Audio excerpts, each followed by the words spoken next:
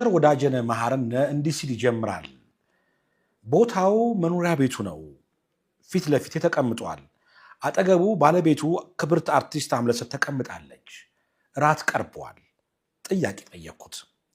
ቴዲ ለአንተ የተለየ ቅዱስ ስፍራ የት ነው አልኩት። አስቦ መለሰልኝ። ኢትዮጵያ ብሎ ዝም አለ። ያልገባው መሰለኝና ደግሜ ጠየቅኩት። ማለቴ ከቅዱስ ስፍራዎች ለአንተ የተለየው ቦታ የት ነው አልኩት። አሁንም እንደተረጋጋ መለሰልኝ።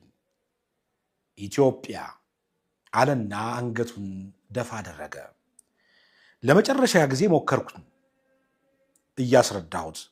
እንደው ከአክሱም፣ ከላሊበላ፣ ከጊሼን ከመሳሰሉት አንተ ልዩ ቅዱስ ቦታ የምትለው የትኛውን ነው አልኩት።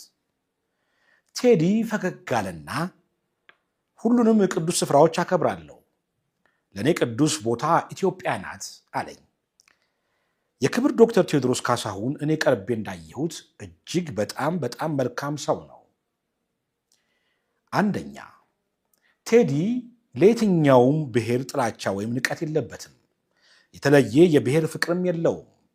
ለእርሱ ሁሉም ኢትዮጵያውያን እኩል የተወደዱ የተከበሩ ናቸው። ሁለተኛ፣ ቴዲ አፍሮ የሚተማመነው በችሎታው በዝናው ወይም በገንዘቡ አይደለም። በሰራዊት ጌታ በልዑል እግዚአብሔር ግን እጅጉን ይተማመናል። የሚጠብቀኝ ሊቀ መላእክቱ ቅዱስ ሚካኤል ነው ብሎኛል። ሶስተኛ፣ ቴዲ ክርስቶስን ይወዳል።